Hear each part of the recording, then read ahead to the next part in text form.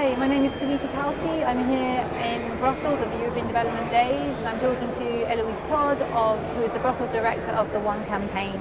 Hi Eloise, thank you so much for being here today. You're welcome. So please just tell us a bit about what the One campaign is doing in general, and then we can get into the specifics in a sec.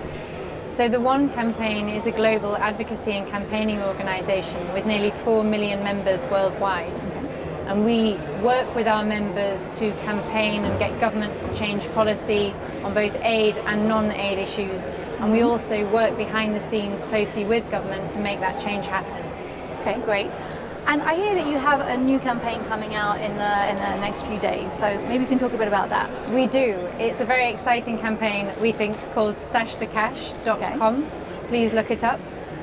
We are fighting illicit financial flows, and we want to change the fact that in Africa, in 2010, for example, $50 billion worth of money fled the continent through illicit financial flows.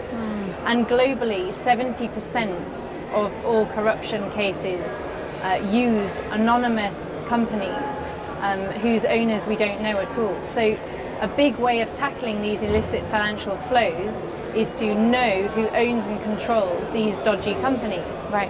And the problem is right now that these companies are 100% legal.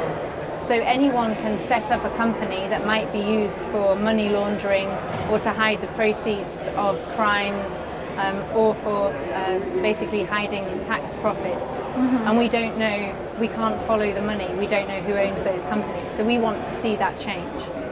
And are these companies based all over the world, or are they largely based in Europe and the US, or also based in Africa and other developing countries? They're based everywhere, but there is a hefty proportion in Europe.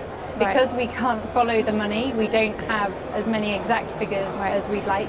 Sure. So this is part of the problem, and transparency is part of the solution.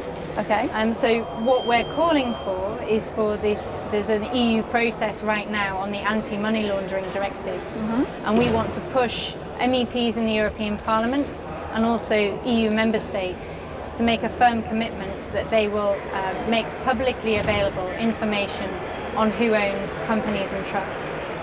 Okay, so how are you going about doing that?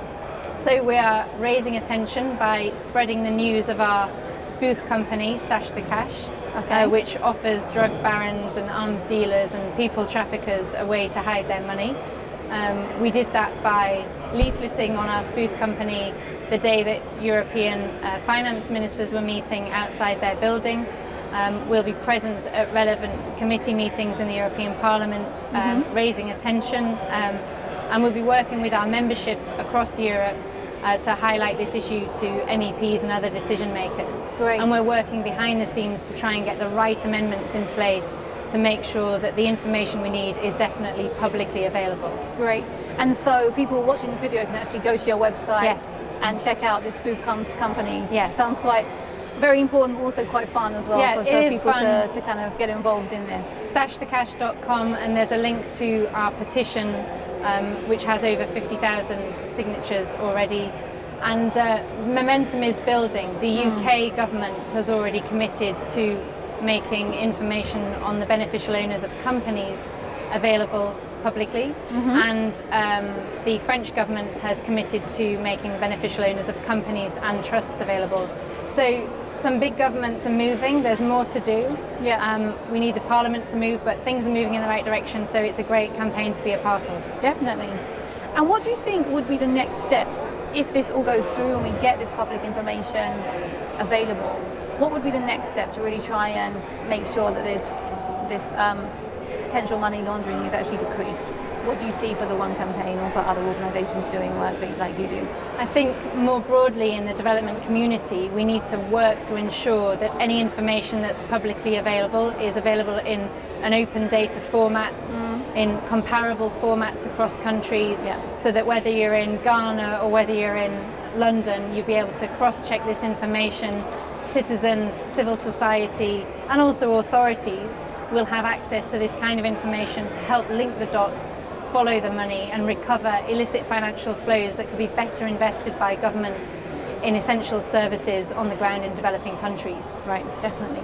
And I think also, just to emphasize the point, that right now this information isn't available, and that means that companies that are doing business with other companies or NGOs that are doing business with companies in PPP arrangements, they don't actually know who they're doing business with because it's just not available, right? Absolutely. It's ludicrous to think actually that you could be doing business with somebody but not really know who's behind the transfers, the deals that you're making.